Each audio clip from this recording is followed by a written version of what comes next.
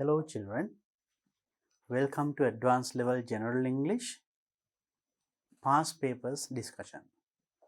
උසස් පෙළ General English Papers වල past papers. Right, I think now you watched my previous video. I discussed the new syllabus and after that I discussed the old syllabus.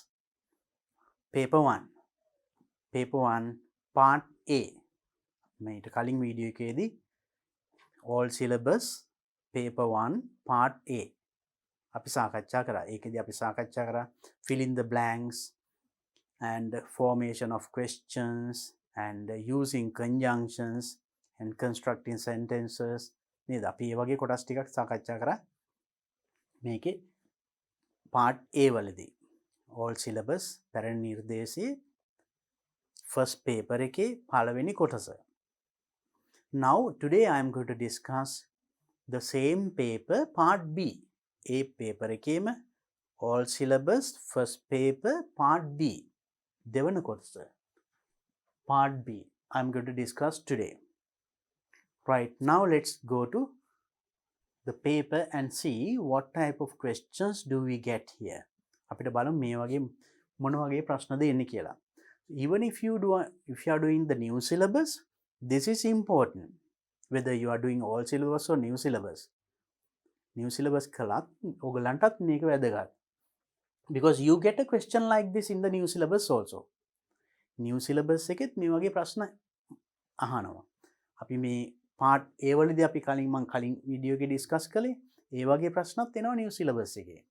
So then all syllabus new syllabus කියලා there is no big difference. Only difference is the time is reduced. අර පැය 5ක් තිබිච්ච ප්‍රශ්න පත්‍රේ ටිකක් කාලය අඩු වෙලා තියෙනවා. new syllabus එකේ අර summary කියන part එක අයින් කරලා තියෙනවා. නැත්නම් අනිත් questions ඕනම එකක් new syllabus එකෙත් එන්න පුළුවන්. එහෙනම් new syllabus කරන ළමෙක් වුණත් මේ ටික follow කරනවා නම් වැදගත් වෙනවා. Now let's look at the question. අපි බලමු එහෙනම් දැන් ප්‍රශ්නය. Part B comprehension 20 marks. Comprehension read and comprehend කියවලා අවබෝධ කරගන්න. තේරුම් ගන්න පුළුවන්ද කියන එක. ඒකයි ටෙස්ට් කරන්නේ. Underline the option that best expresses the meaning.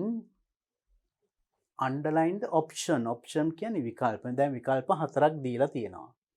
Best expresses the meaning of each of the sentences given below in bold print. Given below in bold print. තද කළු අකුරෙන් දීලා තියෙන. නැත්නම් මේ මුලින්ම දීලා තියෙන මෙන්න මේ කොටස පේපර් එකේ තද කළු අකුරෙන් දීලා තියෙන. ඒකේ තේරුම නිවැරදිව ප්‍රකාශ වෙන මේ වාක්‍ය හතරෙන් මේ options හතරෙන් කොයිකින්ද කියන එක you have to select and you have to underline. යටින් ඉරක් අඳින්න තියෙන්නේ. Now let's look at the first question. It says, our cricket coach has never appreciated the talents of our team members. මෙන්න මේ අදහස. First then you have to understand the sentence. Our cricket coach, අපේ cricket coach has never appreciated, අගය කරලම නැහැ. Kawද? The talents of our team members. අපි team members ලගේ talents අගය කරලම නැහැ. So that is the meaning of that sentence. අපි බලමු ඒ අදහස මේ හතරෙන් කොයිකින්ද කියවෙන්නේ කියලා. So there are 4 options given. You have to select the best one. Let's see. The coach appreciated the talents. Coach අගය කරා talents of the team members of the first team.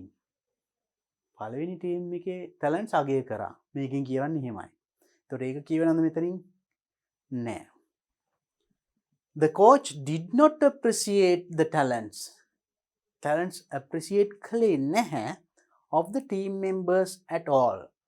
Team members ලගේ talents කොහෙත්ම අගය කළේ නැහැ.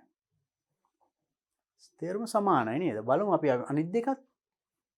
The team members expected the coach to appreciate their talents. Team members ලා බලාපොරොත්තු වුණා expected the coach to appreciate their talents. ඒගොල්ලන්ගේ දක්ෂතා අගය කිරීම team member කරයි කියන එක සමාජිකයන් බලාපොරොත්තු වුණා. එහෙම එකක් කියුණාද මෙතන? No. Next one, the talents of the team members were always appreciated. Team members lage talents always appreciated. නිතරම අගය කළාලු coach විසින් by the coach. So then which one gives the closest or the right idea of the first given? මේ පළවෙනියට දීලා තියෙන එකේ නිවැරදිම අදහස කියුනේ the second one. The coach did not appreciate the talents of the team members at all. මේක කියන්නේ the cricket coach has never appreciated කියන්නේ කවදාවත් අගය කළේ නැහැ. මේකෙන් කියන්නේ did not appreciate at all. කොහෙත්ම අගය කළේ නැහැ. Same meaning. Now you see, read carefully and read the first sentence carefully. It is given in bold print. තද කළුවකින් දීලා තියෙන්නේ ඔයාලා paper එකේ. Or else it is given on the top. And there are options. ඊළඟට options හතරක් දීලා තියෙනවා. එකකින් read them carefully. First part you have to understand well. පළවෙනි වාක්‍ය හොඳට තේරුම් ගන්න. එතකොට ඒ අදහස කියවෙන වාක්‍ය තෝරන්න තියෙන්නේ. Other things also you read carefully, then you can get the idea. Now let's look at the next question. The sentence given is Ramesh proposed some improvements to the project. Ramesh proposed කරා improvements to the project. Project එකට තව හොඳ කරන්න යෝජනා ටිකක් කරා. Yet they were unfruitful. ඒවා unfruitful. එච්චර සාර්ථක වුණේ නැහැ. Right? Fruitful වුණේ නැහැ. මෙයා යෝජනා කරා ඒවා fruitful වුණේ නැහැ. අන්න ඒ අදහස බලමු මේවයින් කොයිකින්ද කියවෙන්නේ කියලා. Number 1.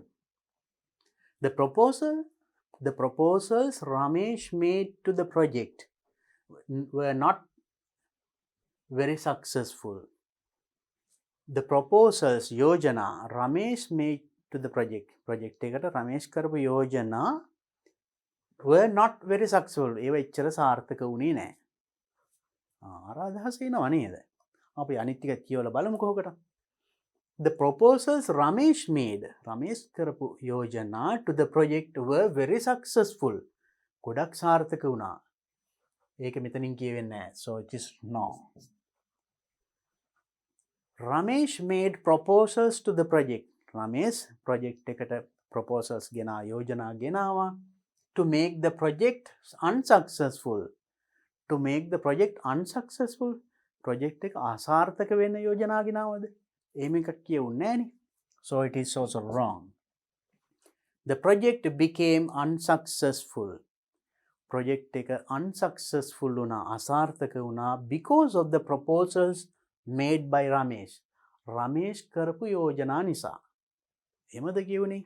No, actually this is the correct one, so you have to underline the correct one, the first one.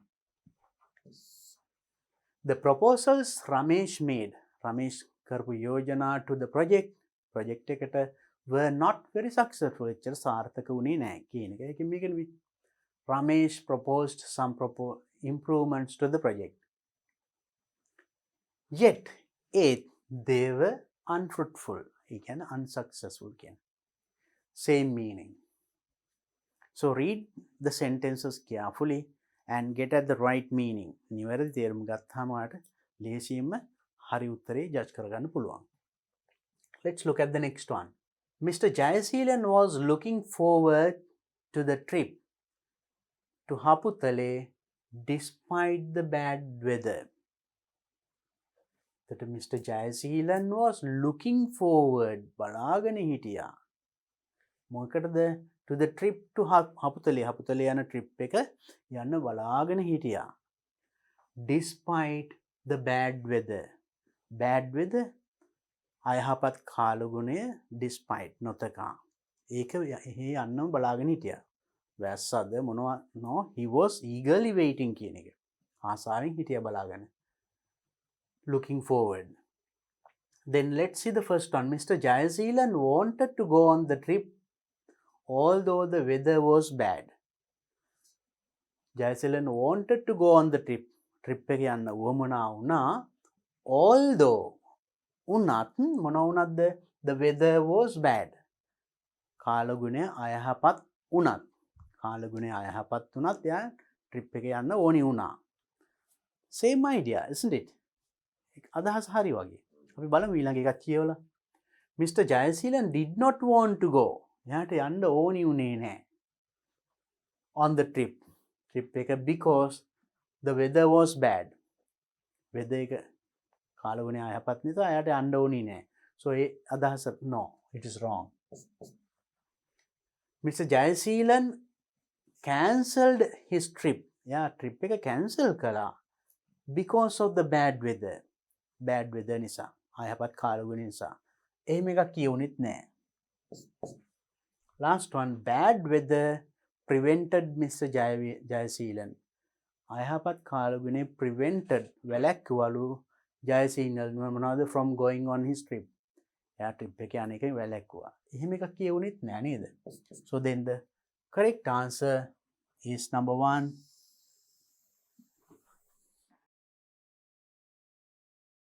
Underline that one. Mr. Jayasilan wanted to go on the trip although the weather was bad.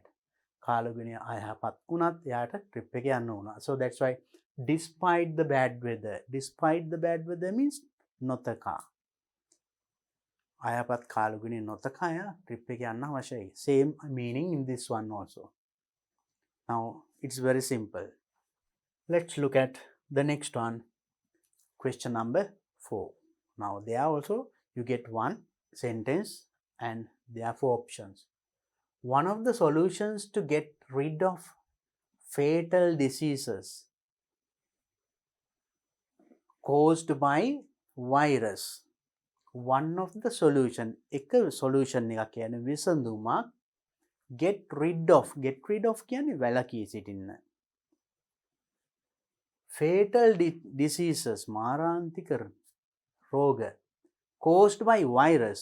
virus වලින් virus හේතුවෙන් වැළඳෙන මාරාන්තික රෝග වලින් වැළකී සිටින්න එක solution එකක් විසඳුමක් තමයි to avoid social gathering. social gathering සමාජ එකතුවීම, රැස්වීම, සමූහය එකතුවීම avoid කරන එක. මග හරින එක. ගොඩක් සමාජයේ මිනිස්සු එකතු වෙන තැන් වලින් ඈත් වෙන්න එක තමයි virus වලින් ඉබෝ වෙන රෝග වලින් වැළකී සිටීමට හොඳම solution එක. one of them. බලමු මේ අදහස කියවෙන්නේ මේවෙන් මොකේද කියලා. Social gatherings would help you reduce the risk of deadly virus. Social gatherings සමාජයේ එකතු වීම would help you උපකාරී වෙයි reduce the risk අවදානම අඩු කරන්න. So social gathering සමාජ එකතු වීම would help you උපකාරී වෙනවලු මොනවාද? to reduce අඩු කරන්න the risk of deadly diseases මාරාන්තික වෛරස් වලින් වෙන රිස්ක් එක අවදානම අඩු කරන්න උපකාරී වෙනවලු. එහෙම එකක් වෙනවද? කියුන්නේ නැහනේ. No. Second one, virus can become deadly. virus එක මාරාන්තික වෙන්න පුළුවන්ලු even if you avoid social gathering. social gatherings වලින් avoid වුණත් ඉවත්ව හිටියත් ඒක මාරාන්තික වෙන්න. එහෙම එකක්ද මේකේ කියුනේ? No. Avoiding social gatherings. social gatherings සමාජයේ එකතුවෙන් avoid කරනවා. මගහැරීම. is the only way. ඒකලු එකම ක්‍රමය. සමාජයේ gatherings වලින් avoid වීම is the only way toward of deadly virus. Right? deadly virus මාරාන්තික වෛරස් වලින් බේරී සිටින එකම ක්‍රමය තමයි avoiding social gatherings. social gatherings වලින් ඉවත් වී සිටීම. No. Avoiding social gatherings would help you prevent deadly diseases. Avoiding social gathering. social gathering වලින් ඈත්ව සිටීම, මගහැරීම, ඉවත්ව සිටීම would help උපකාරී වෙනවා you prevent වලකින්න මොනවද? deadly virus. Yes, that is the most suitable one. giving the same meaning which is given on the top. මේ මුල වාක්‍යයේ තියෙන වාක්‍යයට අර්ථයට වඩාත්ම සමාන. So when you read one by one, it's very easy to get the right answer. So let's look at the next. Since the hotel Nilwala was too expensive for the students, they found a cheaper one to stay in. Since the hotel Nilwala කියන එක too expensive, ඉතා මිල අධික නිසා, since කියන්නේ නිසා එතකොට. ඒකේ මිල අධික නිසා for the students සිසුන්ට they found a cheaper one to stay in. ඒගොල්ලෝ හොයාගත්ත cheaper one, ටිකක් මිල අඩු එකක්. To stay, නවතින්න. බලමු මේ අදහස එන්නේ කොයිකෙන්ද කියලා. The hotel Nilwala was very expensive. Nilwala hotel එක හරි මිල අධිකයි for others, අනිත් අයට. But not for the students. Students ලට නෙමෙයි. නෑනේ මෙතන කිව්වේ එතකොට students ලට ගාන වැඩි කියවනේ. එහෙනම් this is not giving that meaning. Wrong. The hotel Nilwala was cheaper. Hotel Nilwala cheaper. මිල අඩුයි, ලාභයි. එහෙම එකක්ද කිව්වේ? මෙතන කිව්වේ expensive නිසානේ. එහෙනම් එතනින්ම අපිට හිතා ගන්න පුළුවන් cheaper than many other hotels for the students. අනිත් hotel වලට වඩා මේක ලාභයි. No, it is not giving that idea. Next one, the hotel in which the students stayed. ළමයි නැවතුන hotel එක was cheaper than hotel Nilwala. Nilwala hotel එකට වඩා මිල අඩුයි.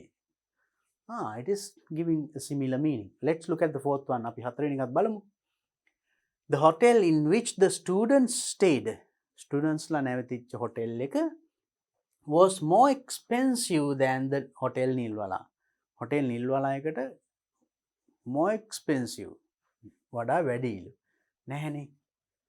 ඒක වැඩි හින්දානේ අපි වෙන එකක් හොයාගෙන ගියා එහෙනම්. Correct answer is this one, the third one.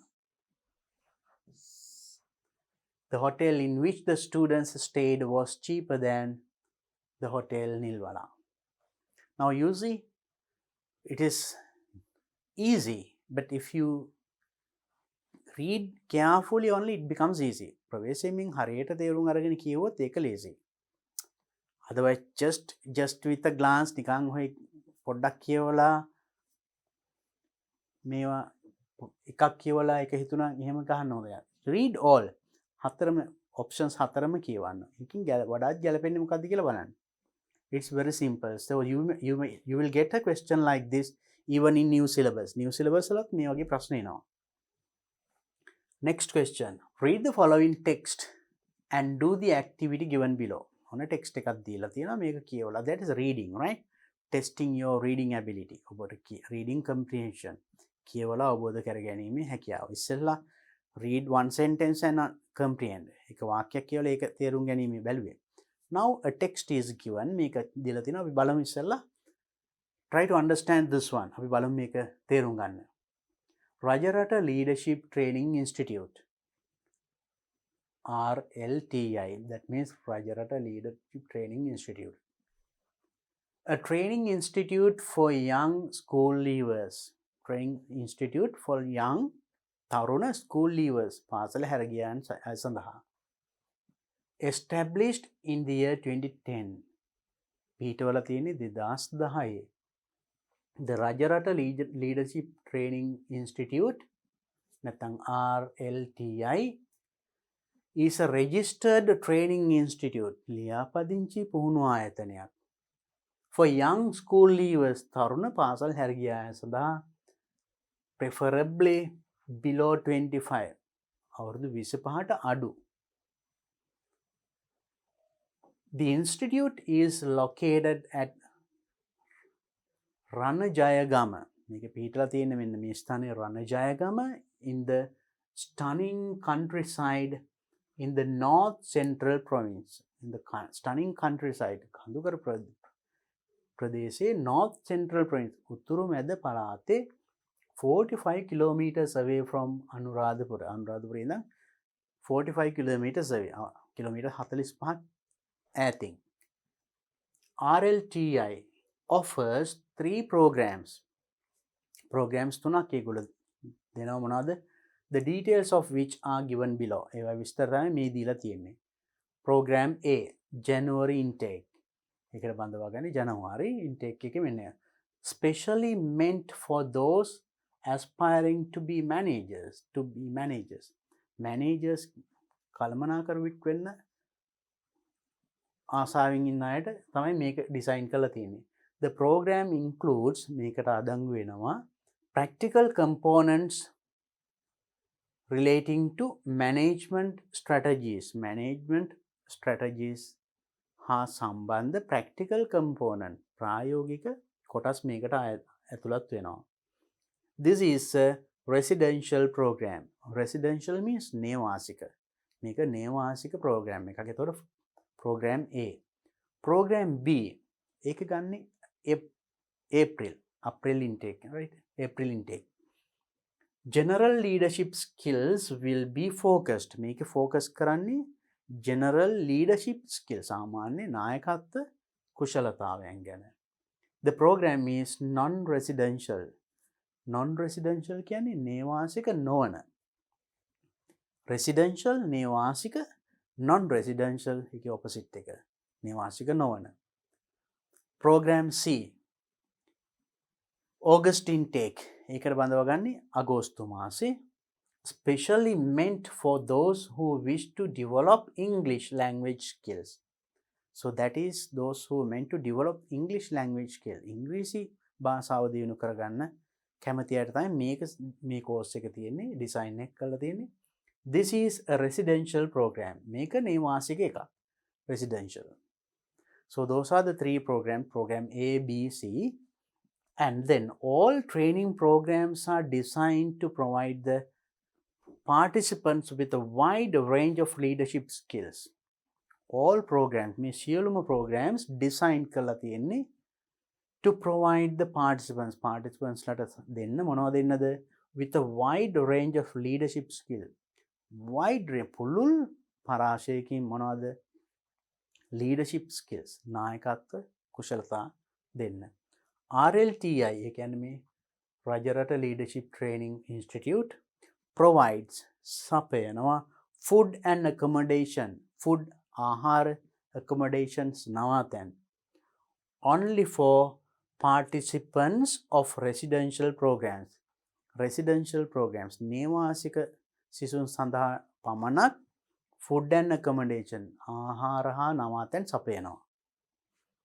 Each residential program is of 3 months duration. Each මේ හැම එකක්ම එතකොට 3 months duration මාස 3ක පාඨමාලා. එතකොට බලන්න each කිව්වම එක්. එතකොට මේකත් මාස 3යි, මේකත් මාස 3යි, මේකත් මාස 3යි. And if you are interested in following one or more of these training, ඔබ කැමති නම් මේ follow කරන්න one or more එකක් හෝ කීපයක් training programs, please contact the institute for registration. register වෙන්න මෙන්න මේ institute එක contact කරන්න ඕනේ මෙන්න මේ email එක දීලා email address එක. Now I hope that you could clearly understood this all these things well. දැන් මේ ටික ඔක්කොම පැහැදිලි. අපි බලමු එහෙනම් මේකෙන් තමයි ඊළඟට ප්‍රශ්න ටිකක් අහලා තියෙන්නේ. Then now if you get the very clear idea, it is very simple to find the answers for the questions that you get. Next one. What are the questions? Write true or false beside each sentence in the space provided. True or false? ඇත්තද බොරුද කියලා ලියන්න තියෙන්නේ. True නම් T අකුර ලිව්වන් හරි, false නම් F. Right? This T or F. වචනෙම ලියන්න ඕනේ, එම ලිව්වත් ඇති. Now let's look at first one. The RLTI is located in Anuradhapura while its branch is at Ranajayagama. RLTI එක පිහිටා තියෙන්නේ අනුරාධපුරේලු, ඒකේ බ්‍රාන්ච් එකක් රණජයගම. එහෙම කියවුණාද? නෑ. Now it says අනුරාධපුරේ ඉඳන් කිලෝමීටර් 45ක් එහායින් කියලා කිව්වේ. So then this is right or wrong? Is true or false? it's false. You can easily guess. අපිට මතකයි අපි දැන් මේ දක්වා කතා කරපු ලේසියම උත්තරේ ගන්න පුළුවන්. Next one. Only those who are younger than 25 years. Right, now it says only those who are younger than 25. 25ට අඩු. يعني 25ට බෑ කියන එකනේ. No, it's wrong. 25ට පුළුවන්. Up to 25. So it is false, of course. And the participants of program B will not be given accommodation facilities. B programming. Now let's look at the program B. Program B. The program is non-residential. Nevasika novana කියලා කියන්නේ. So then you understood residential and non-residential. So then මේක කියන්නේ එතකොට participants of program B will not be given accommodation. Now අතෙන් දෙන්නේ නැහැ. True. The duration of program C is 3 months. C program එක මාස 3ක එකක්. Now ඒක කිව්වා each program කියලා කිව්වා. එක් program එක 3 months කියලා කියනවා. This is true. One person can follow only one program at this center. One person can follow only one program. එක්කෙනෙකුට එක program එකයි. No. මේකේ question paragraph එකේ මේකේ තියෙනවා බලන්න.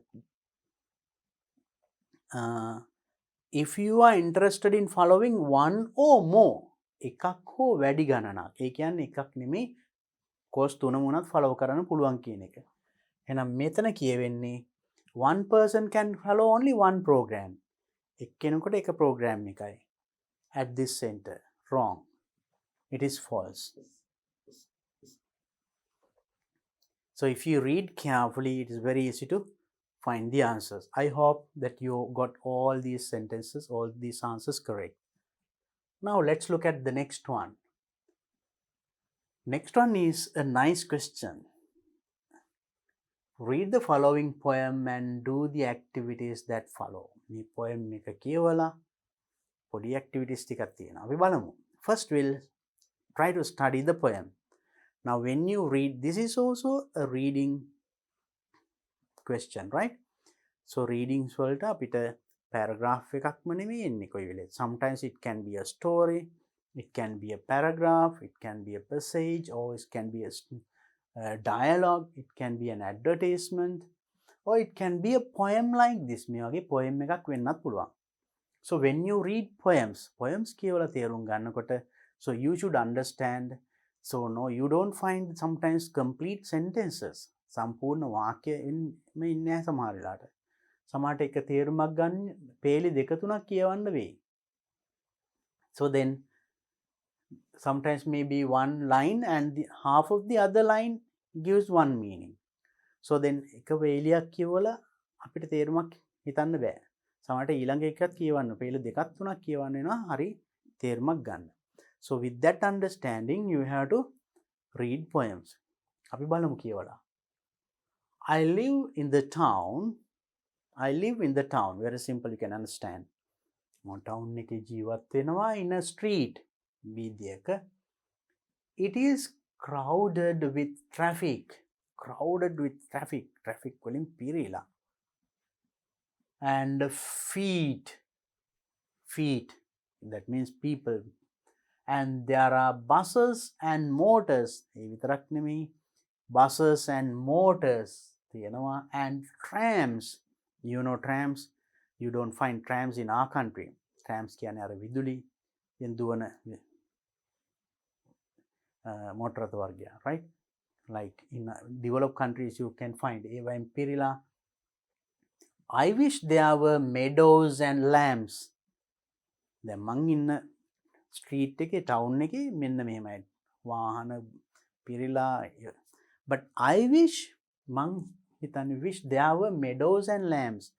අනේ මේකේ meadows කියන්නේ තනබිම් සහ lambs බැටළු ඒ වගේ හිටියනම් මේවා නැතුව හොඳයි කියලා මට හිතෙනවා. That is what I wish කියන එකෙන් කියන්නේ ඒකයි. එහෙම වුණා නම් හොඳයි මේවට වඩා කියන එකයි. The houses all wait in a row. ගෙවල් ඔක්කොම පේලියට තියෙන්නේ. and it should be there, right? There is. Printing mistake. There is smoke everywhere. හැම තැනම smoke. දුම් පිරිලා. That I go. අප මං යන හැම තැනම ගෙවල් පිරිලා, දුම් පිරිලා. I don't like the noises I hear. The noises I hear I don't like. මට මේ ඇහෙන ශබ්දවලට මං කැමති නෑ. I wish there were woods very near. I wish there were woods very near. මේ කිට්ටුවම wood කියන්නේ කැලෑවක් කියන එකයි. wood කියනවා ලී වලට. මෙතන අදහස් කරන්නේ මං හිතනවා මෙතන ලොකු කැලෑවක් තිබුණා නම් හොඳයි කියලා හිතනවා. That's why I wish කියනවා. There is only one thing. It should be also T. There is only one thing that I love. එක දෙයක් තියෙනවා I love මං ආදරය කරන. And that is the sky far above. ඒ තමයි sky far above. අර ඈත තියෙන අහස. There's plenty of room in the blue. There's plenty of room. ගොඩාක් ඉඩ තියෙනවා නිල් අහසේ. Their room means ඉඩකඩ කියන එක. කාමර කියන නෙමෙයි, right? For castles of clouds and me. Castles of clouds. මන්දිර මොන මන්දිර? වලාකුළු වලින් හැදිච්ච මන්දිර වලට සහ and me මටයි ඒවට ඕන තරම් ඉඩ තියෙනවා මේ අහසේ. And me too. මටත් තියෙනවා ඒක ඉඩ. But I don't like the place where I live now. මං දැන් ඉන්න තැන මේ නගරයට මං කැමති නැහැ කියන එක තමයි මේ writer කියන්නේ, the poet. Now let's see the questions that we get based on this poem. I hope that you could understand the poem properly. Now let's read it once again and see. I live in the town in a street. It is crowded with traffic and feet. There are buses and motors and trams. I wish there were meadows and lambs. The houses all wait in a row. There is smoke everywhere that I go. I don't like the noises I hear. I wish there were woods very near. There is only one thing that I love, and that is the sky far above.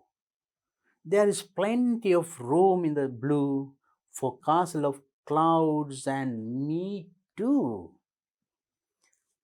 Very beautiful poem, and read this and enjoy.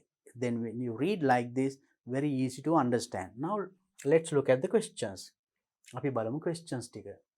Underline the most appropriate response. වඩාත් ගැලපෙන පිළිතුර you have to just underline, right?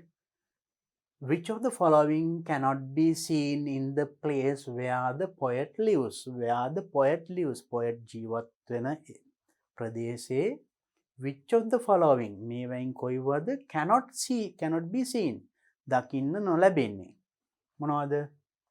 Buses and motors ඒවා තියෙනවා. A street crowded with traffic වීදි වාහන වලින් පිරිච්ච ඒවත් තියෙනවා. Houses in rows ඒවත් තියෙනවා. Meadows and lambs නෑ. ඒකනේ එයා හිතන්නේ අනේ මේවා තිබුණා නම් හොඳයි කියලා. So ප්‍රශ්නේ අහන්නේ cannot be seen දකින්න නොලැබෙන දේ මොනවද? Meadows and lambs. Very easy to find the answer if you understood the poem properly. Second one. Which of the following is meant by the word feet in the poem? Poem එකේ එක තැනක තියෙනවා feet කියලා. feet කියන එකකින් අදහස් කරන්නේ මොකක්ද? People walking ඇවිදගෙන යන මිනිස්සු, without shoes සපත්තු නැතුව, measuring length දිගමනින එක, at a high speed වේගයෙන්. No, he was talking. Now look at this one. I live in the town in a street වීදියක ඉන්නේ. It is crowded with traffic. traffic වලින් පිරීලා. And feet කකුල් වලින් කියන්නේ that means people මිනිසුන්ගෙන්. වාහන විතරක් නෙමෙයි මිනිසුන්ගෙනුත් පිරීලා. So then here feet means actually people walking. Isn't it? මිනිසු ඇවිදගෙන that's what he meant, feet. So not these things. Very easy to guess. Look at the next question. I wish there were woods.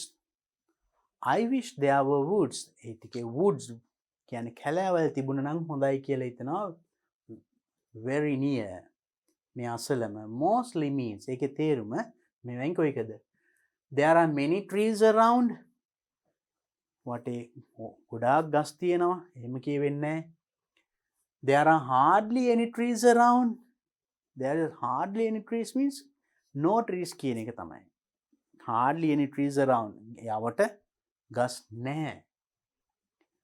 The distance between two trees is small. ගස් දෙකක් අතර තියෙන distance එක very small. ගස් පොඩි. එහෙම එකක්ද කියවෙන්නේ? No. And I don't like the trees grown around. Whatever වෙන ගස් වලට මං කැමති නැහැ. ඒකෙන් කොයිකද හරි? There are hardly any trees around. That correct answer is this. What a hardly, there are hardly any means no කියන එකම තමයි. There are no trees around. වටපිටාව ගස් නැහැ කියන එක. So actually that is the meaning. What does the phrase in bold print one thing refer to? තද කළුවකුරින් තිබුණා one thing කියලා. So in the poem, let's have a look at this one. There is only one thing that I love. මෙන්න මේකම. Now in the poem, in the question paper, you get it in bold print. තද කළුවකුරින් තියෙන මම මේක වෙන රතු පාටින් දැම වඩාත් පැහැදිලි වෙන්න, right? So මේකෙන් අදහස් වෙන්නේ මොකද්ද? Let's look at this. What does the phrase in bold print one thing refer to? Is it love? Or is it a room? Is it sky? Or is it smoke? That one thing means what? Is it love? Room? එයා කැමති මොකද? Sky actually. අහස. එයා කැමතිව. One thing is that sky. Sky is the one thing that he likes or he loves. එයා ආදරය කරන එයා කැමති එක දෙයයි. That is the sky. Right? Okay, next one. Write down a word selecting from the poem which means the same as a large amount. Large amount කියන තේරුමට සමාන. ගොඩාක් පුරාම කියන අදහස එන වචනේ ලියන්න. You have to select from the poem. Poem එකෙන් තෝරගන්නවා. What is it? Let's have a look at the poem. ගොඩාක් පුරාම කියන. Now here there is plenty of room. ගොඩාක් ඉඩ තියෙනවා. The word plenty is the word. Plenty.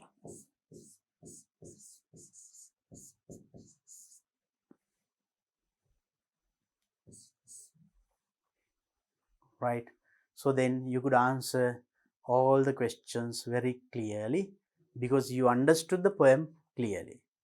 පැහැදිලි උත්තර දෙන්න පුළුවන් වුණා මොකද poem එක හරියට තේරුම් ගත්තා. So then when you answer questions like this, the main thing is read the poem and try to understand, get at the right meaning of it. So then practice this kind of questions more and more. මේගේ ප්‍රශ්න තව ටික practice කරන්න. Now let's go to the next question of this paper. Read the following passage and do the activity given below. ඒකේ තියෙන මේ ලොකු ඡේදයක් දීලා තියෙනවා. And there are some activities given. පොඩි activities ටිකක් දීලා තියෙනවා. So when you get a paragraph like this or a passage like this, passage එකක් හම්බ වුණාම සමහර විට ළමයි බය වෙනවා. So I have helped you in my another previous video. කලින් මම වීඩියෝ එකේදී මම උදව් කරලා තියෙනවා මේ වගේ ලොකු ඡේදයක් කොහොමද කියවලා තේරුම් ගන්නෙ. මේව කියනකොට අනිවාර්යයෙන්ම අලුත් වචන තියෙනවා. නොදන්න වචන. So how to get at the meaning of those unknown words or new words with the help of the known words. අපි දන්න වචන උදව් කරගෙන නොදන්න වචනේ guess කරන්න පුළුවන් වෙන්න ඕනේ. අන්න ඒ වගේ tricks ටිකක් මම මේ වීඩියෝ එකේ කරලා තියෙනවා. නැවත ගිහිල්ලා බැලුවොත් ඔයාලට ඒක හුරු වෙන්න පුළුවන්. ඒ දැනුමත් අපි උපයෝගී කරගෙන එහෙනම් අපි මේ කියවලා බලමු. අලුත් වචන තිබුණාට බය වෙන්න එපා. And no need of translating word by word. වචනින් වචන සිංහලට තේරුම් ගන්න නැති වුණත් to find the answers for the questions asked. ඒකට යටින් අහලා තියෙන ප්‍රශ්න ටිකට උත්තර හොයන්න word by word translation is not necessary. වචනින් වචනේ තේරුම් ගන්න අවශ්‍ය නැහැ. Let's first read the text or the passage and see. අපි බලමු එහෙනම් මේක කියවලා තේරුම් ගන්න. Through most of America's history, ඇමරිකාවේ ඉතිහාසයේ African Americans have enjoyed less rights. ඒගොල්ලෝ enjoy කරලා තියෙන less right අඩු අයිතිවාසිකම් කොටසක් than white Americans.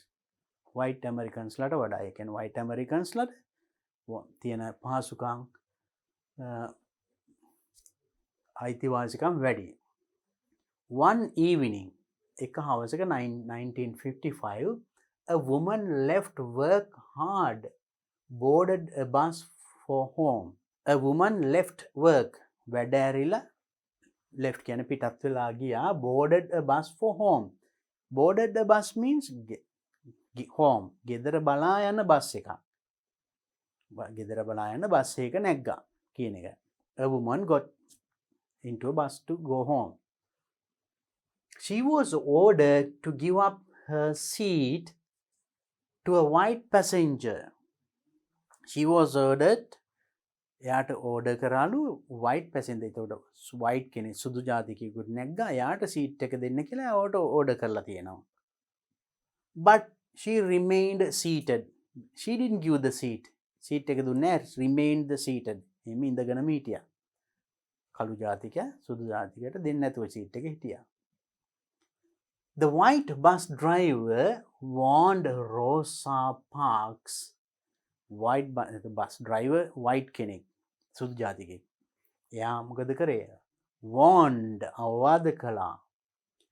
Well, I am going to have you arrested. මම ඔබ අත්අඩංගුවට ගන්නවා. driver කිව්වේ. And she replied. එතකොට එයා කිව්වා, you may go on and do so, huh? You may go on and do so. ගිහලා එහෙම කරන්න බලන්න. අත්අඩංගුවට ගන්නකො බලන්න. And she challenged. Parks was 42 years old. එයාගේ වයස අවුරුදු 42යි old when she refused to give up her seat. එයාගේ seat එක දෙන්න බෑ කියනකොට එයාගේ වයස අවුරුදු 42ක වයස කෙනෙක්. She has insisted, එයා බල කරලා කියලා තියෙනවා, that her feet were not aching. කකුල් රිදෙන්නේ නැහැ. I did not get on the bus to get arrested. මම බස් එකට ගොඩ වුණේ අත්අඩංගුවට පත් වෙන්න නෙමෙයි. She spoke. She said, I got on the bus to go home. මම බස් එකට නැගී ගෙදර යන්න. අත්අඩංගුවට පත් වෙන්න නෙමෙයි කාගේවත්. She was arrested and ordered to pay $14 in fines. කොහොමාරියා she was arrested. එයාව අත්අඩංගුවට අරගෙන දඩේකුත් ගැහුවා $14ක fine. Fine කියන්නේ දඩය. Because she broke the then existing law. Then existing එවකට පැවතුන law නීතිය කැඩුවා. එතකොට නීතියක් තිබිලා තියෙනවා එහෙනම් සුදු ජාතිකයන්ට ප්‍රමුඛ ස්ථානය දෙන්න ඕනේ. දැන් මේ නීතිය කැඩුවා කියලා තමයි මෙයාට $14 දඩේකුත් ගහලා තියෙන්නේ. Law. African Americans had enough. ඒගොල්ලන්ට ඕන තරම් තිබිලා තියෙනවා. Led by Martin Luther King. Martin Luther King තමයි King. Their community staged a powerful boycott that lasted 381 days. දවස් 381ක boycott එකක්. boycott කරනවා කියන්නේ යම් කිසි දෙයක සහභාගී නොවි වයකී සිටිනවා. වර්ජනය කරනවා. ඒක මාටින් ලූතර් කිං තමයි ඒක ලීඩ් කරලා තියෙන්නේ. Led by Martin Luther King. They refused to use the services of the bus company. ඒගොල්ලෝ ඒ බස් කම්පැනි එකේ සේවය ලබා ගන්න refuse ප්‍රතික්ෂේප කළා තියෙනවා මේගොල්ලෝ ඊට පස්සේ මේ සිදුවීමෙන් පස්සේ the boycott worked A boycott එක ඔය වර්ජනේ ඒගොල්ලෝ ඒ බස් වල යන්නේ නැහැ ඒක හොඳට වැඩ කරා not only did the company that operated the buses lose money company එකේ ඒ බස් එක බස් ඩ්‍රයිව් කරපු අයගේ ඒගොල්ලන්ගේ සල්ලි නැති වුණා විතරක් නෙමේ but the United States Supreme Court ruled that the then existing bus law were illegal. තොටේ Supreme Court එකකින් කිව්වා ඒ තිබුණ නීතිය illegal legal නොවේ නීතියට පටහැනි කියලා. Exactly after 9 years from the date ඒ දින ඉඳන් හරියට අවුරුදු 9කට පස්සේ of the incident A සිදුවීමෙන් on the bus එකේ සිදුවුණ සිදුවීමෙන් හරියට අවුරුදු 9කට පස්සේ the Civil Rights Act was passed making discrimination illegal throughout the United States. United States වල USA වල ඇමරිකාවල discrimination බේදය එක කණ්ඩායමකට අඩුකොට සැලකීම අන්න ඒක throughout the illegal එක නීති විරෝධී ඒ කියන්නේ හැමෝටම සමසේ සැලකිය යුතුයි කියන act එක පනතක් සම්මත වෙලා තියෙනවා after exactly 9 years of that incident ඒ සිදුවීමෙන් අවුරුදු 9කට පස්සේ තරම් ඒ වගේ හොඳ ජාතිය ඉහළ ජාතිය කළු ජාතිය සුදු ජාතිය වගේ බෙදීම් නැහැ all equal හැමෝම සමානයි according to the law in that country US. I think the paragraphs are very simple very easy to understand and interesting brings us knowledge also අපිට යම් දැනුමක් ලැබෙනවා අපි බලමු එහෙනම් මේකෙන් අහලා තියෙන ප්‍රශ්න මොනවද කියලා Write true or false besides each sentence in the space provided. So make it space provided. ඉඩක් දීලා තියෙනවා you have to just write true or false. True නම් T, false නම් F. අපි බලමු one by one, right? Rosa Parks was going to her workplace when this incident happened. මෙයා was going to her workplace එයාගේ වැඩ පොළට යන ගමන් හිටියේ when this incident happened මේ සිදුවීම සිදු වෙනකොට එයා වැඩට යනවද නෑ අපි ඉගෙන ගත්ත එයා වැඩ ඇරලා ගෙදර එන බස් එක මේ සිදුවීම සිදු වුණේ so it is true or false it is false Rosa Parks said that she could not give up her seat because she was very tired She could not give up his seat. Seat එක දෙන්න බෑ කිව්වේ because she was very tired. Tired නිසා මහන්සි නිසාද නෑ. මහන්සි නිසා නෙමෙයි. And she was against that. කකුල් රිදෙන්නේ නැහැ මට ඒ උනාට මම ගොඩ උනේ මම ගෙදර යන්න. Not to give this seat. So then it is true or false? That is false. So then she was strict. කෙලින්ම කිව්වා. No. I can't give and she kept seated. Next one. Rosa Parks gave her seat to a white passenger at the end.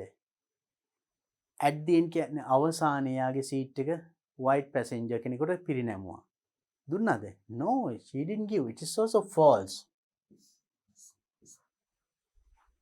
Next one. Martin Luther King was leading a protest against the bus company. Bus company එකට against විරුද්ධව protest විරෝධතා ව්‍යාපාරයක් වර්ජනයක් දියත් කරා. True. එහෙම එකක් වුණානේ. Yes. Then the last one, the American Civil Rights Act was passed in 1955.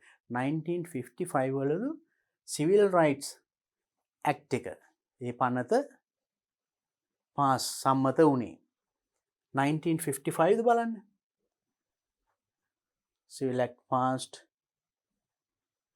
in 1951 evening 1955 තමයි මේ සිදුවීම සිද්ධ වුණේ හරියට ඊට පස්සේ අවුරුදු after 9 years ඊට පස්සේ after 9 years from the date of the incident මේ සිදුවීමෙන් අවුරුදු 9කට පස්සේනේ එහෙනම් 1955 නෙමෙයි සිද්ධ වුණේ. So then the answer is false. So it's very easy to guess or find the answers for the questions. ඒ වගේ paragraph ලොකු වුණාට බය වෙන්න එපා. හරි ලේසි ප්‍රශ්න වලට උත්තර හොයාගන්න. Read carefully and try to get the right meaning of it, right? Next one, part C, summarizing. Summarizing කොටස තියෙන්නේ මේ කොටස in new syllabus you don't find this summarizing. මේ summarizing කොටස new syllabus එකේ නෑ. All syllabus එකේ තියෙන්නේ. So as this is the all syllabus question paper, you get this one. We'll have a little discussion on it also because it's good. අපි නම් මේකත් බලමු all syllabus කරන අයට වැදගත් වෙනවා. එහෙම නැතුණත් it is good for your normal life. සාමාන්‍ය ජීවිතයටත් වැදගත් වෙනවා. Now write a summary of each of the following two text දෙකක් දීලා තියෙනවා. Write a summary එකක් ලියන්නලු. Do not use more than 50 words. වචන 50ට වැඩි use කරන්න එපා. For each summary. එතකොට එක summary එකක් 50 words තමයි. If you exceed the word limit, a word limit එක ඉක්මවා ගියොතින් marks will be deducted. ලකුණු අඩු කරනවා, ලකුණු කපනවා. Write only one word in each cage. එක කොටුවක එක වචනයයි. 5 plus 5, 10 marks. So for this, you get a like this. මෙන්න මේ වගේ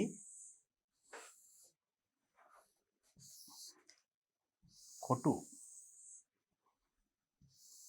තියෙන එකක් ඔබට ලැබෙන්නේ. So to write the summary. So then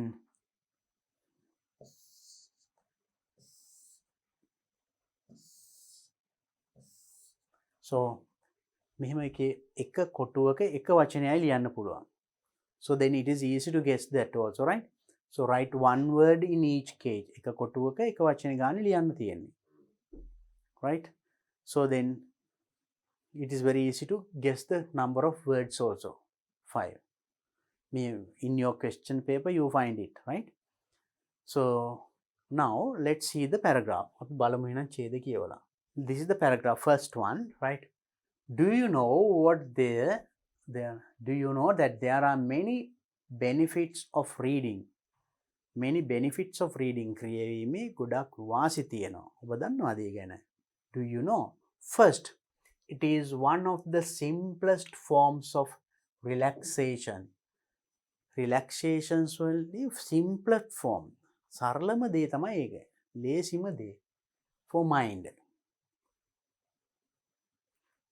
Reading helps us take our minds off our problems at least for a short time. At least for a short time. බොහොම කෙටි කාලයකටවත් අපේ මනස problems වලින් ඈත්ව තියාගන්න reading helps වෙනවා. කියවීම උපකාරී වෙනවා.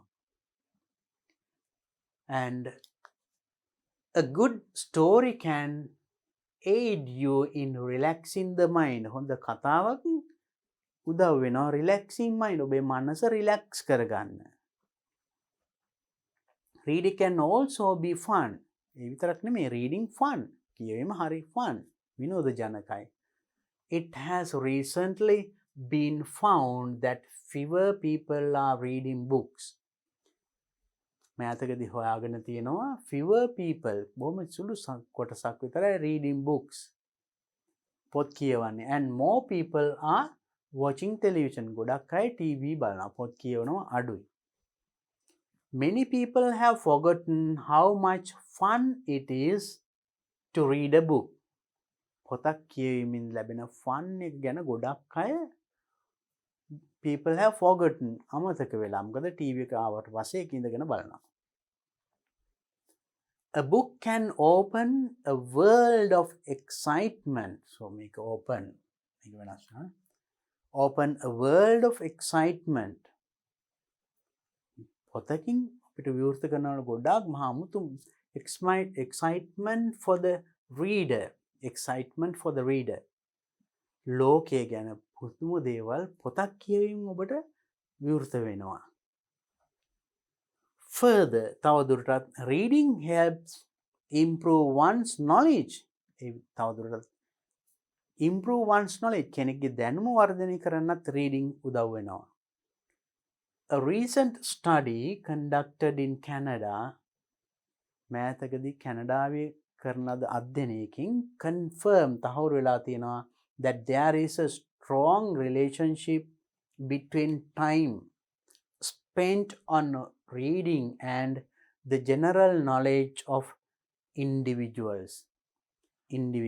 එක් පුද්ගලයෙකුගේ සාමාන්‍ය දැනුම සහ එයා කියවන්න ගත කරන කාලය අතර ලොකු සම්බන්ධතාවයක් තියෙනවා කියලා. කියන්නේ කියවන අයගේ සාමාන්‍ය දැනුම වැඩි අනිත් අයගේ අඩුයි කියන එක. Most importantly, ගොඩක් important වැදගත් විදියට මොකද්ද?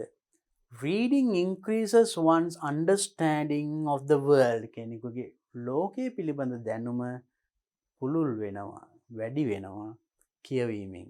A good reader has a wide understanding of the world. හොඳට කියවන්නකගේ ලෝකයේ පිළිබඳ දැනුම ගොඩාක් පුළුල්. And therefore is able to cope up with day-to-day problems easily. එදිනෙදා ජීවිතයේ ප්‍රශ්න ගැන cope up ඒවා handle කරගන්න හරිම පහසුයි. මොකද ඒ ගැන දැනුමක් තියෙනවා. එවැනි කියවන readers ලගේ. So then using this you have to write a summary.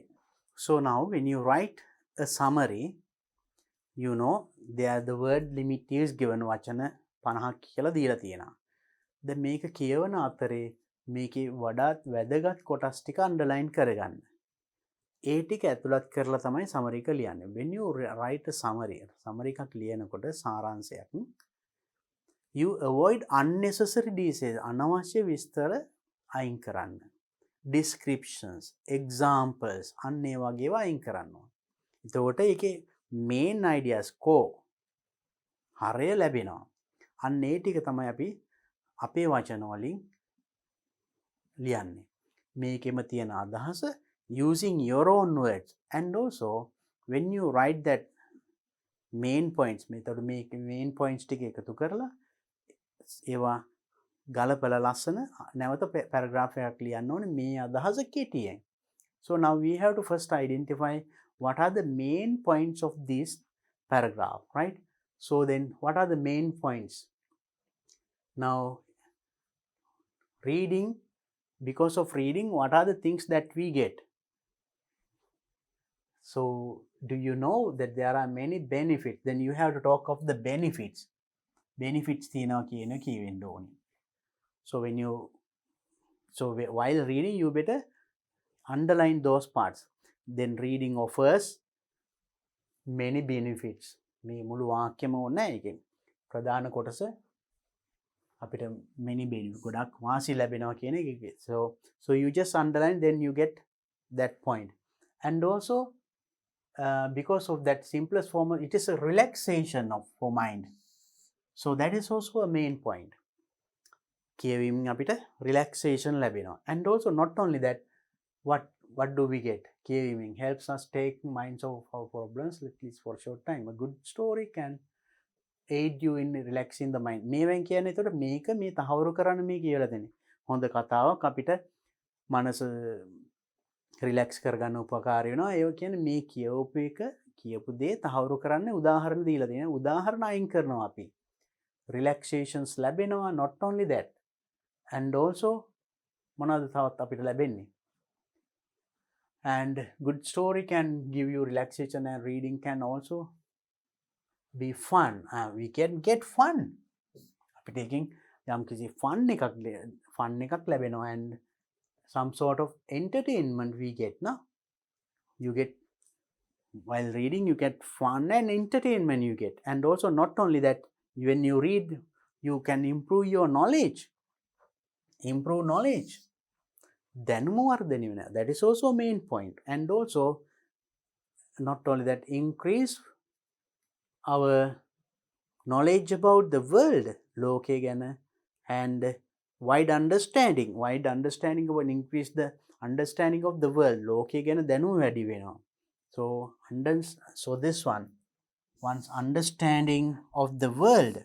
So these things you just underline. So these are the actually main points. මේ main points ටික විස්තර කරන්න තමයි මේ උදාහරණ දීලා තියෙන්නේ. ඒ උදාහරණ අයින් කළා මෙන්න මේ කරුණු ටික අනිවාර්යයෙන්ම ඇතුළත් වෙන්න ඕනේ. When you write a new paragraph using your own words, right? Especially you must include these main points. මේ කියපු main points ටික ඇතුළත් විය යුතුමයි. මේ එකක් හරි මගේ ඇරුණොත්, so we give marks for this like this content කියලා I'll tell it. So then content එකට ලැබෙන ලකුණු අඩු වෙන්න පුළුවන් ඒකක් හරි මගේ ඇරලා තිබුණොත්.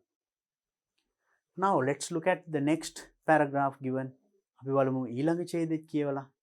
Newborn babies usually need to sleep between 14 to 17 hours a day. Newborn babies, අලුත උපදින ළමයින්ට 14 to 17 hours පැය 17ක් විතර නිදියන්න අවශ්‍යයිලු. You also did that when you were a baby, you and I.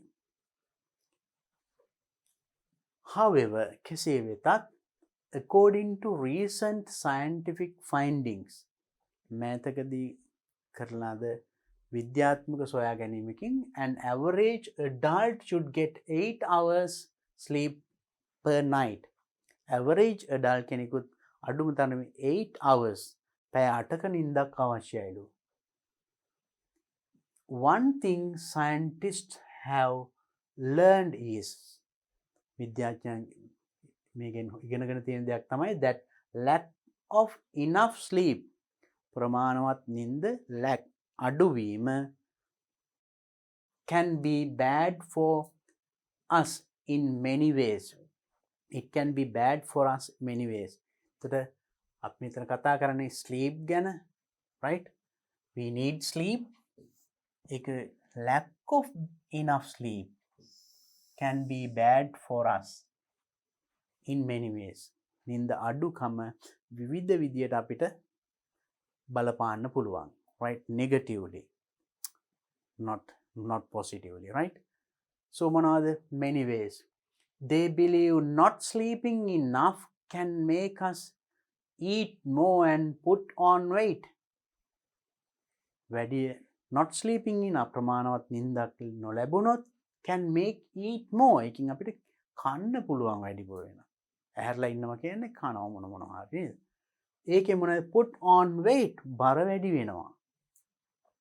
It is also a big public safety hazard. එනම් ගොඩක් මහජන ආරක්ෂාවට තියෙන ලොකු hazard එකක්, බලපෑමක්.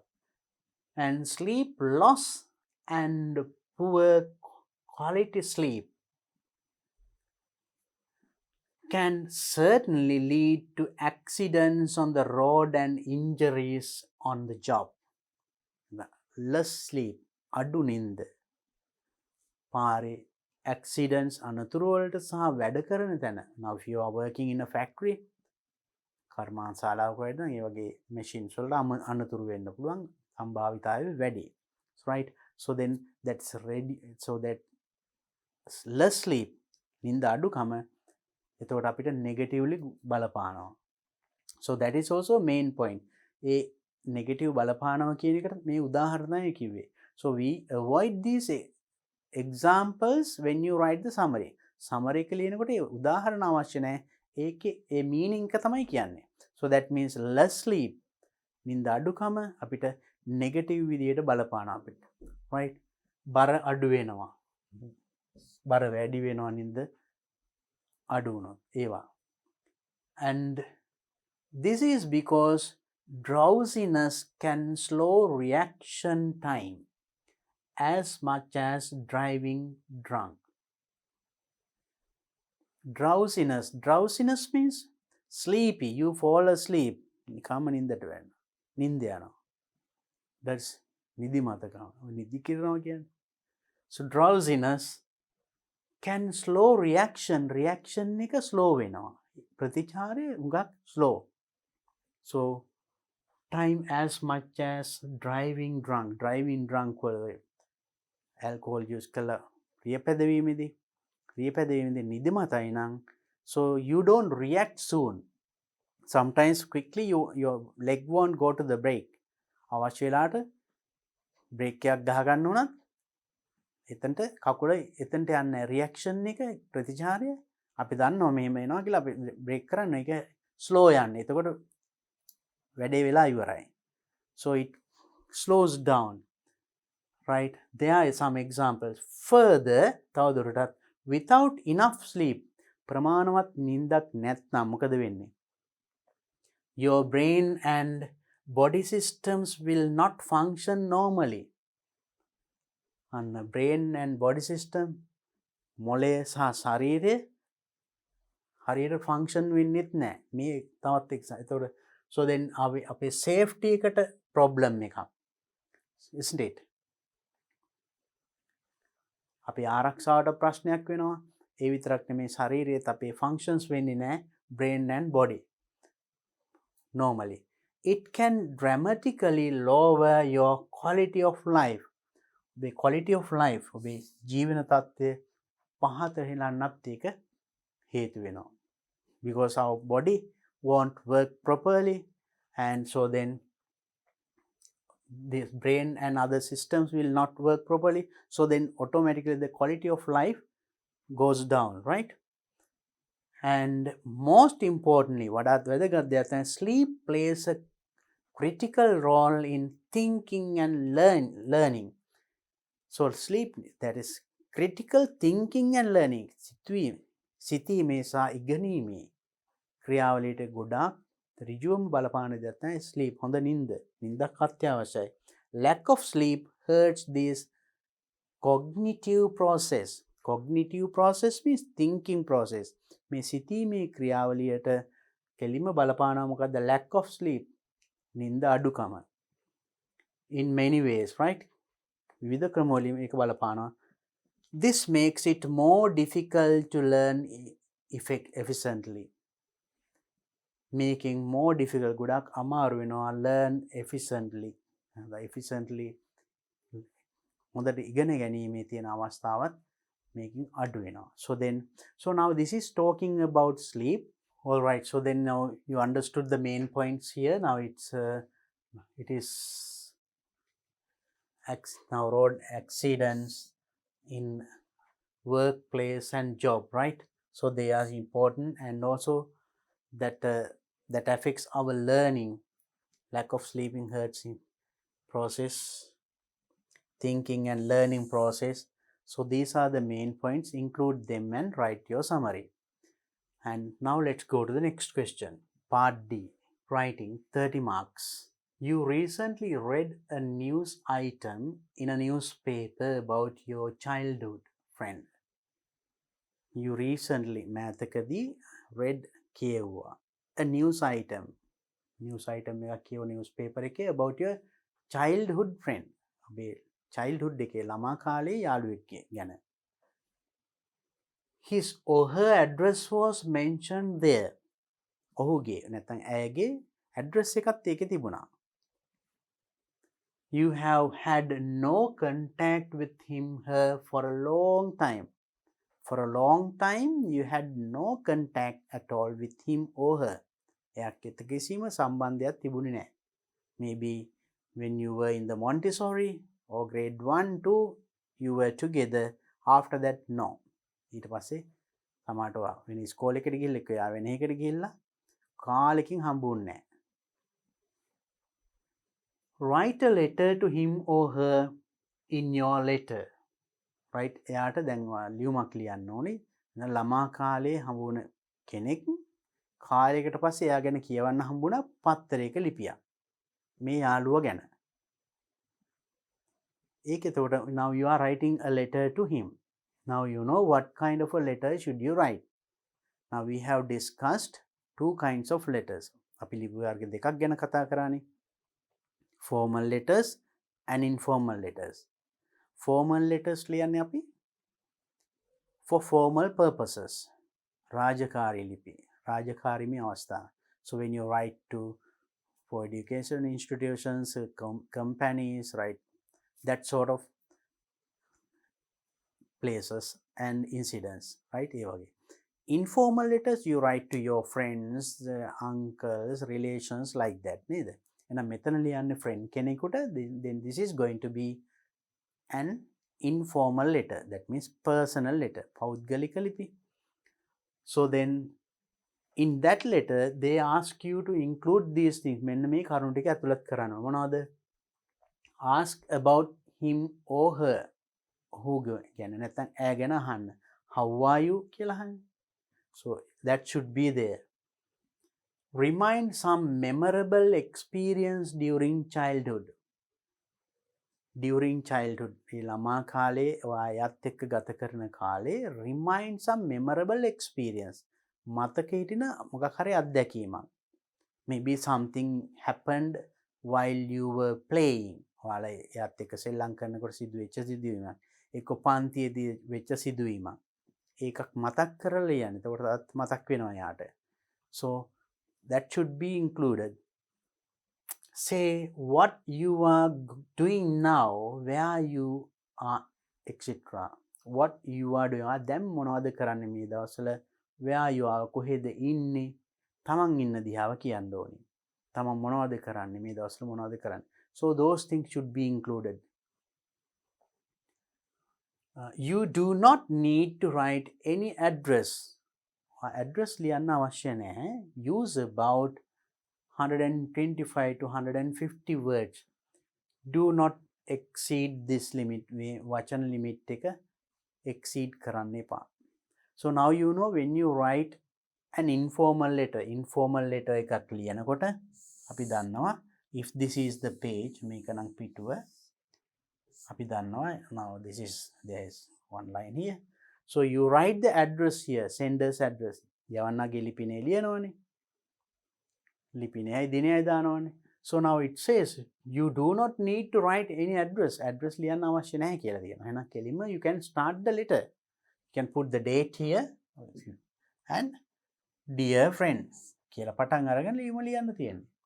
Then finish the letter here. It is not necessary to write the address. Address එක ලියන්න අවශ්‍ය නැහැ. Otherwise when you write an informal letter නැත්නම් personal letter එකක් ලියනකොට අපි ලියනවා address එක ඊළඟට දිනේ නේද? And salutation. ඊළඟට මේ පැත්තේ ඉන්නේ.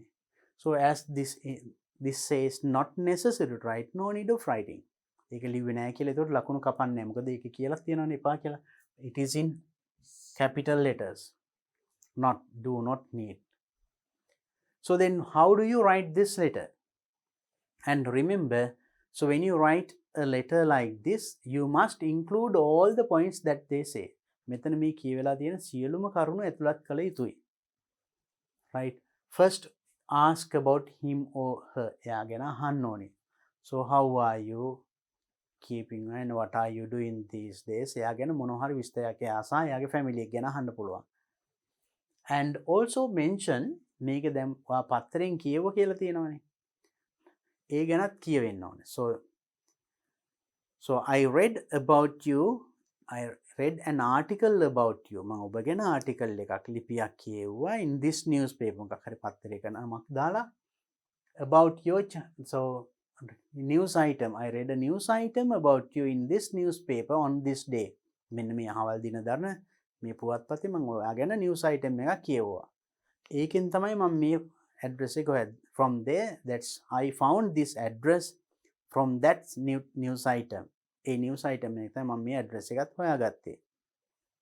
ඊට පස්සේ තමයි දැන් මේ ලියන්නේ. So ඒක කියවන්න. Then after that, you can talk about some memorable experience. ඊට පස්සේ ඒක ලියනකොට ආයි අලුත් ඡේදකින් ලියන්න. දැන් ඔයා කොහෙන්ද මේක හොයාගත්තේ? මේකේ මොනවද තිබුණේ? Hari Satudu, you have to express that also. I am very happy. Oh, I was very happy to read about you in this news item.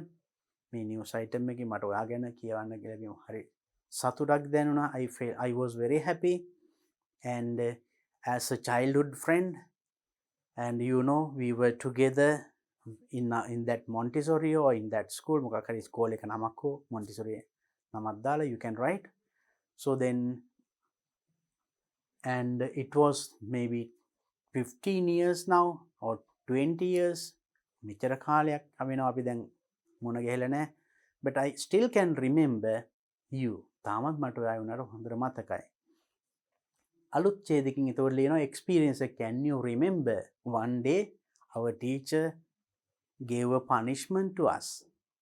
එහෙමයි. එක්කෝ can you remember one day in a function we had in our Montessori or in grade 1 we both got some awards. අපි දෙන්නටම තෑගි ලැබුණා මොකක් හරි. ඒ වගේ මොකක් හරි සිදුවීමක්. එක්ක funny incident එකක්, happy incident එකක් මොකක් හරි ලියන්න ඕනේ. ඒකටත් එක ඡේදයක් ගන්න. Then what you are doing now, where you are etc. ඔයා ගැනත් කියවෙන්න ඕනේ. දැන් ඔයා මොකද්ද කරන්නේ? ඔයා ස්ටඩි කරනවද, කෝස් එකක් ෆලෝ කරනවද, යුනිවර්සිටි එකේද, ජොබ් එකක් කරනවද? So tell something. ඒ ගැනත් වාක්‍ය කීපයක් ලියන්න ඕන. Write it in a separate paragraph. So then you can write easily about 125 to 150 words. වචන 125ක් 150ක් පහසුවෙන්ම ලියන්න පුළුවන්. Now, so when you write, now you get marks like this, right? For content and language, content 5 marks, language 10 marks. මේ 5 marks ලැබෙන්නේ අර මන් දැන් කලින් කතා කරපු ඒ question එකේ දීලා තියෙන සියලුම කරුණු ඇතුළත් නම් 5 marks. That means like this content very good කියලා අපි කියන very good කියන්නේ has used specific length. ඒ කියන්නේ වචන 125 150 අතර ලියන්නේ කියලා. So your essay, your letter is in that around 150 words are there. වචන 150ක් විතර තියෙනවා. Content very appropriate and very interesting. Content ලියලා තියෙන තොරතුරු appropriate එකට ගැලපෙනවා. කියලා තියෙන සියලුම කරුණු ඇතුළත් and interesting. හරිම රසවත්. So that is also very important. Whatever you write, ලියන දේ රසවත් විදිහට ලියන්න ඕනේ කියවන කෙනාට. Has used appropriate beginning and ending. හොඳ start එකක්, beginning එකක්. ආරම්භයක් සහ අවසානයක් තියෙනවා. And select and organizes fact very effectively to suit informal communication. Informal communication එකක් මෙතන තියෙන්නේ. formal නෙවෙයිනේ යාළුවට ලියන්නේ. එහෙම ලියන ක්‍රමයක ලස්සනට තමන්ගේ අදහස් පිළිවෙලට ඕගනයිස් කරලා තියෙනවා. කරුණු පැහැදිලිව පිළිවෙලකට ලස්සනට ලියලා අන්නේ quality එක තියෙනවා. You get full marks for content. If not, good කියන range එකට වැටෙන්නේ has used specific length. අවශ්‍ය word limit එක තියෙනවා 125 150 අතර. Content appropriate and interesting. content එකක් තියෙනවා interesting. Has used appropriate beginning and ending. හොඳ ආරම්භයක් අවසානයකුත් තියෙනවා. Select and organizes facts to suit informal communication. Informal communication එකට ගැලපෙන්නත් තියෙනවා. සමහරට මේ තත්ත්වෙම නැහැ. Content very appropriate නෑ. නිකම්ම appropriate. මෙතන very appropriate නම් you get full marks. සාමාන්‍ය ප්‍රමාණවත්. Then you get 4 marks, not full mark, right? And it gets down. Moderate means content fairly appropriate, not very or not in a good way. fairly තරමක් දුරට අඩංගුයි. සමහර කරුණු සමහරට මගේ ඇරලා අතන මං කිව්වේ question එකේම දීලා තියෙනවා tell about you, ask about him and all those things. ඒ ටික ඇතුළත් කරන්න කියලා. even සමහර ඒවා අඩුයි. එහෙම වුණොත් එහෙම select and organizes facts in a fairly appropriate manner. එහෙම වුණොත් only you get 3 marks. That means you have missed certain points. සමහර කරුණු miss වෙලා. ඒකට ඔන්න ලකුණු අඩු වෙනවා. ලකුණු 3යි එන්නේ. ඊටත් අඩු වෙන්නේ content not sufficiently elaborated. යමක් ලියලා තියෙනවා sufficiently elaborate එක විස්තර කෙරිලා නැහැ. Sometimes maybe you will write, can you remember we was in the same class in grade 1? අපි එකම පන්ති එක වසරේදී හිටියා මතකයි නේද කිව්වා. එච්චරයි. ඒකේ මොනවා හරි memorable incident එකක් ගැන විස්තර එහෙම කියලා නැහැ. මොකද ඒක කියන්න කියලා question එකෙත් තියෙනවා. ඒ වගේ අඩුපාඩු තිබුණෙත් you get only 2 marks. Frequently gaps in presenting facts. කරුණු ඉදිරිපත් කිරීමේදී පිළිවෙල අඩුයි. එකක් කියනවා ආයි තව ඒකට පනිනවා. No flow. ගලා යාම නැහැ. So 2 marks for that. And then content extremely limited. බොහොම සීමිත. කරුණු ටිකක් විතරයි තියෙන්නේ. And facts not arranged properly. කරුණු පිළිවෙල arrange කළා නැහැ. And to convey the intended meaning. So then if your writing is like that පොඩ්ඩක් නිකන් ලියලා, so you get only 1 marks for content. That's how you get marks for content. Okay. Next, language. Now we talked about the content. Content එකට ලකුණු 5 අපි කතා කරේ. දැන් language එකට ලකුණු ලැබෙන්නේ if we consider very good, excellent use of language. භාවිතා කරලා තියෙන භාෂාව ගොඩක් හොඳයි. Excellent, free of grammatical errors, no grammar mistakes. Grammar mistakes මොකුත් නැහැ. Excellent word choice. භාවිතා කරන වචනත් ගොඩාක්ම හොඳයි.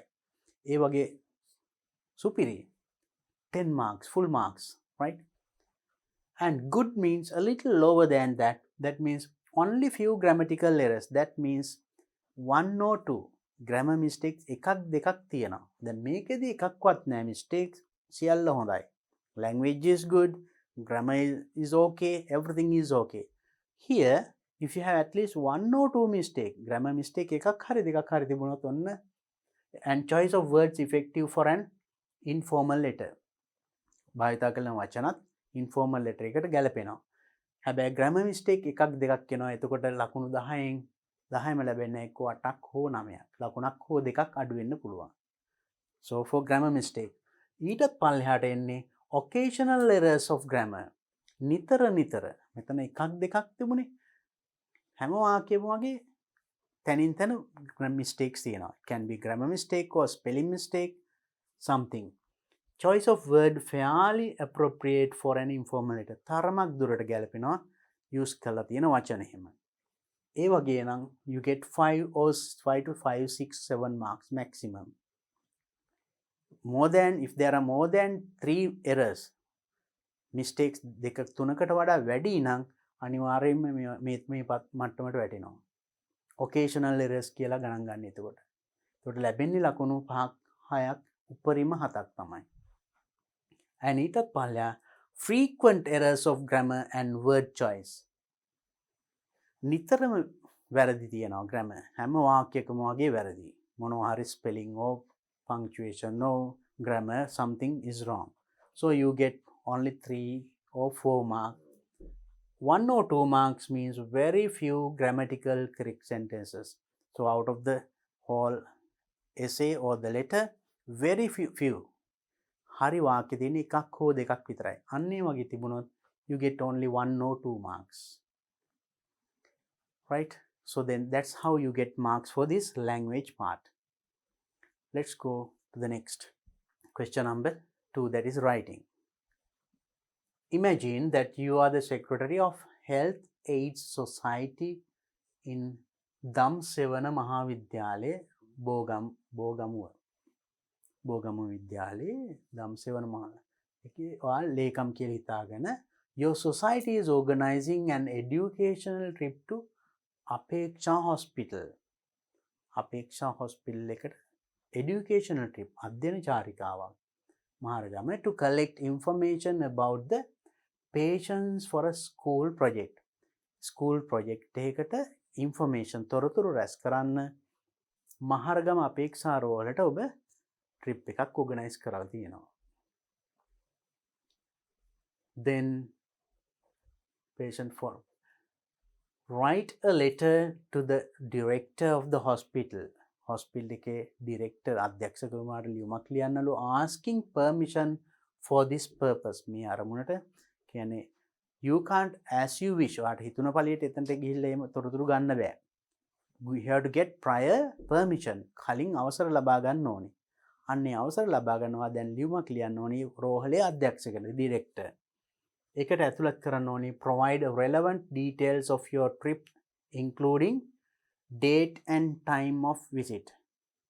Now you know this is going to be a formal letter. රාජකාරී ලිපියක්. You know the format of a formal letter. Formal letter එකක් කොහොමද එන්නේ කියන එක දන්නවා. So if it is a formal letter, you know, if this is the letter paper, you write. So there are two methods of writing, and you write the sender's address here, receiver's address here, then salutation, topic and body of the letter and ending. එහෙමත් තියෙනවා. අපි මෙතනින් පටන් අරගෙන මෙතනින් අවසන් කරන ඒවා තියෙනවා. Latest way අපි දන්නවා මෙතනින් පටන් අරගෙන you write the sender's address, comma full stop, and the date, then the salutation, dear sir or dear madam, then the topic, so sender's address, and then the receiver's address here, ලබන්නාගේ ලිපිනය. It was a dear sir, then topic, then the paragraph 1 or 2. It should have at least 3 paragraphs. ලබන්නාගේ ලිපිනය, ලබන්නාගේ ලිපිනය, salutation, dear sir, dear madam කියන එක. ඊට පස්සේ topic එක එන්න ඕනේ. ඊට පස්සේ body of the letter. දැන් මේක මේ පැත්තෙන් පටන් ගත්තා නම් ඉවර කරන්නෙත් මේ පැත්තෙන්මයි ending, right? මේ format එක, you know the format of a formal letter. මෙන්න මේ ආකෘතියට එතකොට තමන්ගේ ලියුම ලියන්න ඕනේ. So now let's see what should be right in that letter. අපි මේක ඇතුළත් කරන්න ඕනේ මොනවද? Provide relevant details of your trip including ඔබේ trip එකේ relevant details අදාළ තොරතුරු සපයන්න ඕනේ. මෙන්න මේවා ඇතුළුව. මොනවද? Date and time of visit. ඔබෙහි යන date එක time එක ඇතුළත් කළා. Number of students, එන සිසු සංඛ්‍යාව කී දෙනෙක් එනවද? Purpose, අරමුණ මේ ප්‍රශ්නෙම කියලා තියෙනවා නේද? Collect information about the patients for a school project. අපිට ඒ කොටස ප්‍රශ්නෙම්ම ගන්නත් පුළුවන්. Use about 75 to 100 words. වචන 75 100ත් අතර do not exceed this word limit. වචන 100ට වඩා යන්න එපා. If you write more than 100, it will be a disadvantage. ඊට වඩා ලියුවොත් ඒක අවාසියක් වෙයි. You know what to write. Here now you can here you write your address, then put the date. ලබන්නාගේ ලිපිනය. Now you can get it from the question. So you are writing to the Maharagama Apexa Hospital, right? So address should be Apexa Hospital, Maharagama. That address. Then, dear sir, why do you write this letter? I mail you maliyanne. Oba just ask the question why. Then you can get the topic. What මාතෘකාව හරි ලේසි හොයාගන්න. Why? Why do you write? You are writing this letter. The society organized educational trip to Apexa Hospital. Why? To collect information. Why do you write this letter? To get permission to visit Apexa Hospital. Apexa Hospital එක visit කරන්න අවසර ලබා ගැනීම. එහෙනම් so that is the topic. To get permission to visit the hospital for an educational purpose. අධ්‍යාපන අරමුණකට රෝහල බලන්න පැමිණීම. අවසර ලබා ගැනීම. So if you write that one as the topic, it's perfect. Then in the first paragraph, you write who you are and why are you writing this letter. ඔයා කවුද? Now if you can answer these two questions, who and why. Who are you? You can say, I am the Secretary of Health Aid Society in Damsevana Mahavidyalaya Bogamuwa. එහෙම ලියන්න පුළුවන්. I am the Secretary of Health Aid Society in Damsevana Mahavidyalaya Bogamuwa. And why? ඇයි ඔයා මේක ලියන්නේ? I am writing this letter to get the permission to visit the hospital. Visit Apexa Hospital Maharagama. Maharagama Apexa Hospital එක බලන්න එන්න අවසර ලබා ගැනීමට ලියන්න. So that is enough for the first paragraph. You wrote who and why you are writing. Then in the second paragraph you write the matter. in detail, right? The Health Aid Society in Damsevana Mahavidyalaya, Damsevana Mahavidyalaya Health Society, we have decided to visit your hospital to collect information about the patients. රෝගීන් පිළිබඳ තොරතුරු ලබා ගන්න for a school project. We have decided to visit your hospital or Apeksha hospital in Maharagama to collect information තොරතුරු රැස් කරගන්න for our school project. We have decided to visit the school, visit the hospital. අපි තීරණය කරලා තියෙනවා මේ hospital එක බලන්න යන්න. එතකොට ඊට පස්සේ දාන්න ඕනේ මෙන්න මේ details ටික. Date, time of visit. මෙන්න මේ දිනේ on කියලා දිනේ දානවා. Time at 10 am. තමන් කැමති වෙලාව. And number of students. There are about 20 students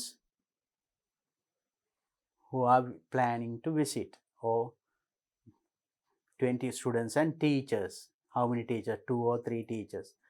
යන සංඛ්‍යාව number of students and not only students, teachers දාන්නත් ඕනේ. ඒක ඇතුළත් කරන්න. මේ අපි මෙන්න මේ දිනේට මෙන්න මෙහෙම ඔබේ hospital එකට පැමිණෙන්න බලාපොරොත්තු වෙන මෙන්න මේ අරමුණට. ඒ details ටික මෙතනින් දානවා. Then purpose එකත් කිව්වා අපි එතනදී.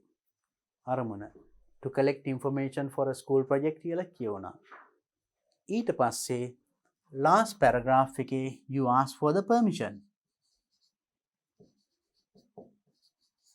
Right, that means therefore please be kind enough to give us permission to visit your hospital. Therefore එම නිසා please be kind enough කාරුණික වන්න to give us permission අපට අවසර දෙන්න to visit the hospital on the above mentioned date ඉහත සඳහන් දිනේදී. ඒ කියන්නේ මේ දෙවනි ඡේදයේ අපි දිනය වේලාව එහෙම කිව්වනේ. ඒ දින අපිට ඔබ රෝහල නැරඹීමට අවසර ලබා දෙනමින් කාරුණික ඉල්ලා සිටිමි කියන එක. ඊට පස්සේ anticipating an early reply, කලින් favorable reply, සුබදායි පිළිතුරක් බලාපොරොත්තු වෙමින් කියලා thank you කියලා අවසන් කරනවා. අවසන් කළා අස්සන ඊට පස්සේ දාන ඕන secretary health aid society. So I think now you can write the letter. So I gave you the idea and the format and the facts. ලියන්න ඕනේ කරුණු කියවනවා. දැන් ඔයාලා ලියන්න. Write and show it to your teacher and get it corrected. And now let's see how we get marks for that. අපි ඒකට ලකුණු ලැබෙන විදිය බලමු. එතකොට ඒ අනුව ඔබේ පිළිතුර හදා ගන්න පුළුවන්. Now we get marks for that also. So there for content you get 8 marks. So that means for format 1 mark, content 4 marks, organization 2 marks, and language use 8 marks. So that means format has used format of a formal letter. මම කිව්වේ අර formal letter එකේ sender's address, date, receiver's address, salutation, topic, body of the letter and ending. ඒ කොටස් සියල්ලම අඩංගු නම් ඒක තමයි format of a formal letter. Including sender's address. If the sender's name is included, do not deduct. Right. ඇත්තට sender's address ලියනකොට අපි නම ලියන්නේ නැහැ. සමහරු නම් ලියනවා. මෙතන කියලා තියෙන අඩු කරන්න එපා කියලා ලකුණු. But it is better to not to write the name. Sender's address ලියනකොට නම ලියන්න එපා. address එක විතරක් ඇති. Receiver's address, date, appropriate salutation, thanking and ඒ ටික තියෙනවා නම් ඔන්න ලකුණක් ලැබෙනවා. මේක අඩුම ගානේ දිනේවත් නැත්නම් you write the sender's address, date is missing or date is wrong. ලියලා තියෙනවා වැරදි ලියලා තියෙනවා. For example, අපි දිනේ දානකොට in English we put the date first, then the month, then the year. අපි ඉස්සෙල්ලා දිනය, මාසය, අවුරුද්ද එහෙමයි ලියන්නේ English වල. සිංහලෙන් අපි අවුරුද්දනේ ඉස්සෙල්ලා යන්නේ 2021යි 10යි 20 එහෙමනේ. එහෙම ලියලා තිබුණොත් ඒත් මේ ලකුණ ලැබෙන්නේ නැහැ. So you have to be very careful. If you make a mistake in one of these things, you are going to lose this mark. And the next one, content. For content 4 marks, that means has included relevant points. කියන්නේ අදාළ තොරතුරු අපි කලින් ප්‍රශ්නේදී සාකච්ඡා කරා. යන අරමුණ දිනය වෙලාව ළමයි කී දෙනෙක්ද ගුරුවරු කී දෙනෙක්ද ඒකේ කවද්ද දෙන්නේ all these things ඒක අවසර ඉල්ලලා ඒ සියල්ල ඇතුළත් නම් you get 4 marks. Organization has used appropriate beginning and ending. හොඳ ආරම්භයක් සහ අවසානයක් තියෙනවා. Has arranged facts in a logical sequence. Logical sequence හරි පිළිවෙලකට කරුණු ඇතුළත් කරලා තියෙනවා. Has used appropriate linking devices. Linking devices සම්බන්ධීකරණ පද හොඳට use කරලා තියෙනවා. If when required has paid attention to paragraphing. Paragraph in කරලා තියෙනවා. You are not going to write everything in one paragraph. සියල්ල එක ඡේදෙ කොට ලියන්නේ නැහැ. So if you have done that also, then you get 2 marks for that organization. Then language, 8 marks. See the band description below, right? Band description for 8 means අපි කලින් සාකච්ඡා කරේ language වලට ලකුණු දෙනවා. ඒ විදියම තමයි. ඒ කියන්නේ very good නම් ඒ කියන්නේ excellent use of language free of grammatical errors. Grammar mistake කොහෙත්ම නැහැ. හොඳ language එකක් තියෙන then you get full marks. Only few grammatical errors. Grammar mistakes එකක් දෙකක් තිබුණොත් ලකුණක් අඩු වෙනවා 8 වෙනවා. ඊටත් අඩු occasional errors of grammar. නිතර grammar mistakes තියෙනවා. word choice එකත් හොඳ නැහැ. තවත් ලකුණක් එකක් දෙකක් අඩු වෙනවා. ලකුණු 5ක් 6ක් එතකොට ලැබෙන්නේ. And satisfactory frequent errors of grammar and word choice.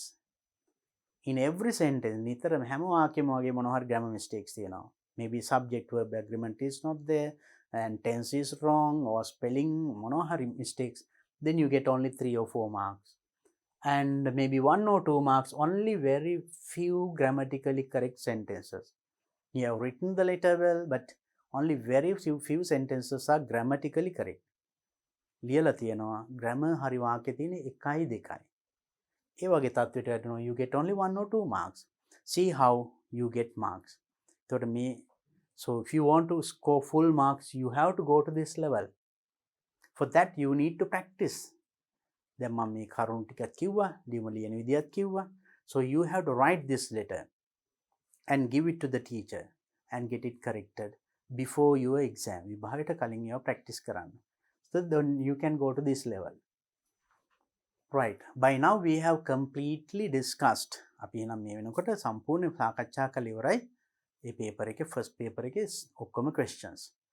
So especially writing questions I discussed and I told you how to score marks. ලකුණු ලබා ගන්න කොහොමද? ඒගොල්ලෝ ලකුණු දෙන්නේ කොහොමද?